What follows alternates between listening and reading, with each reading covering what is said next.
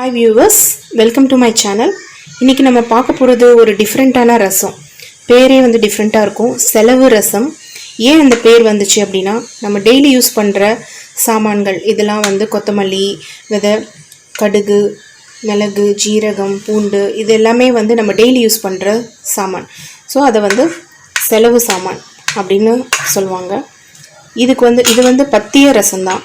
இது டெய்லி பண்ணுற ரசத்தோட எப்படி டிஃப்ரென்ஸ் இருக்குது அப்படின்னா, டெய்லி யூஸ் பண்ணுற ரசத்தில் நம்ம புளி யூஸ் பண்ணுவோம், தக்காளி யூஸ் பண்ணுவோம் புளிப்புக்கு, அப்புறம் பருப்பு யூஸ் பண்ணுவோம். இது எதுவுமே வந்து இந்த ரசத்துக்கு தேவையில்லை. மெயினாக இதை வந்து கோல்டு இருக்குது, காஃப் இருக்குது, ஃபீவர், பாடி பெயின் இந்த மாதிரி டைமில் இதை வச்சு சாப்பிட்லாம். ரொம்ப மெடிசினல் ப்ராப்பர்ட்டிஸ் இருக்கிற சாமான்கள் யூஸ் பண்ணி செய்கிறதுனால இது செலவு ரசம். இதுக்கு தேவையான பொருட்கள் என்னென்னு பார்க்கலாம். பூண்டு, நான் ரெண்டு பேருக்கு தேவையான ரசத்துக்கு நான் ஒரு பூண்டு எடுத்திருக்கேன். ஃபுல்லாக பூண்டு உரித்து வச்சுருக்கேன். சின்ன வெங்காயம் யூஸ் பண்ணலாம்.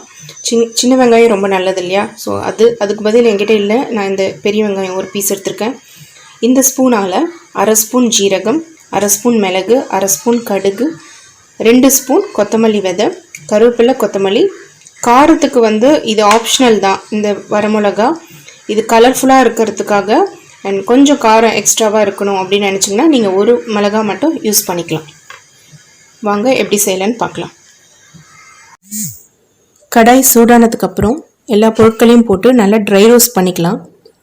ட்ரை ரோஸ்ட் பண்ணிவிட்டு நீங்கள் கொஞ்சம் அதை ஆற வச்சுட்டு மிக்ஸி ஜாரில் போட்டு நல்லா பேஸ்ட் மாதிரி அரைச்சிக்கோங்க. கொஞ்சம் லைட்டாக தண்ணி விட்டு நீங்கள் அரைச்சிங்கன்னா நல்லா பேஸ்ட் மாதிரி வந்துடும். ரோஸ்ட் பண்ண எல்லா இன்க்ரீடியன்ஸையும் மிக்சியில் போட்டு பேஸ்ட்டாக அரைச்சிக்கலாம். மிக்சியில் அரைச்சதுக்கப்புறம் இந்த மாதிரி நல்லா பேஸ்ட்டாக இருக்கும். ஸோ இதை வந்து இந்த மாதிரி ஒரு பவுலில் தண்ணி எடுத்து வச்சுட்டு அந்த தண்ணியில் நல்லா கரைச்சி விட்டுக்கலாம்.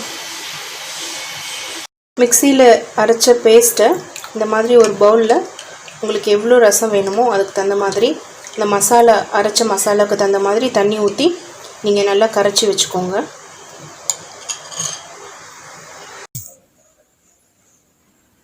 ஒரு ஸ்பூன் நல்லெண்ணெய் விட்டு அதில் கடுகு, ஜீரகம், வெந்தயம் எல்லாம் ஒரு 1/4 டீஸ்பூன் போட்டு தாளிச்சிட்டு அதில் நம்ம தண்ணியில் கலந்து வச்சுருக்கோம்ல மசாலா போட்டு அந்த தண்ணியை எடுத்து ஊற்றி கொதிக்க விட்டுருங்க.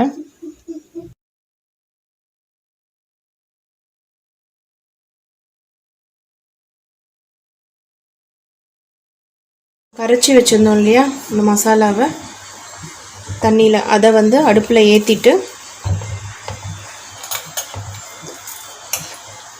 கொஞ்சமாக மஞ்சள் பொடி மட்டும் போடுங்க.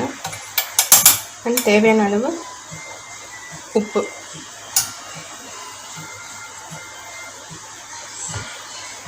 இது நல்லா கொதிக்கலாம்.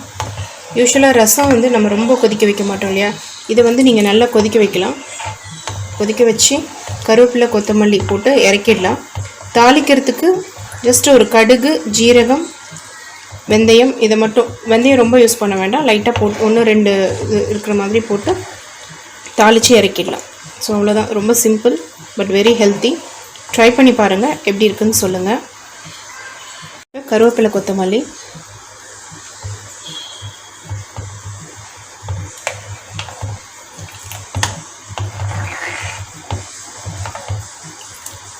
உப்பு தேவையானது நீங்கள் பார்த்து போட்டுக்கலாம். நல்லா கொதி வந்த உடனே நீங்கள் இறக்கி ரைஸ் கூட வச்சு சாப்பிடுங்க.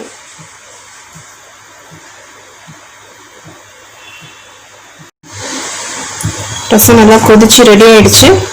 ஸோ இது நீங்கள் வேறு பாத்திரத்தில் ட்ரான்ஸ்ஃபர் பண்ணிக்கலாம். ஸோ இது நல்லா ரைஸ் கூட அப்பளம் வச்சு சர்வ் பண்ணலாம். ஸோ இந்த ரசம் வந்து ரைஸ் கூட ரொம்ப சூப்பராக இருக்கும். ரைஸ் இல்லைன்னா நீங்கள் அப்படியே கூட அந்த ரசம் வச்சு சூப் மாதிரி குடிக்கலாம். அண்ட் இதுக்கு வந்து பர்ஃபெக்டாக ஒரு காம்பினேஷன் சைட் டிஷ் என்னென்னா சுட்ட அப்பளம் சூப்பராக இருக்கும். அதையும் ட்ரை பண்ணி பாருங்கள். Hope you like this video. Thanks for வாட்சிங்.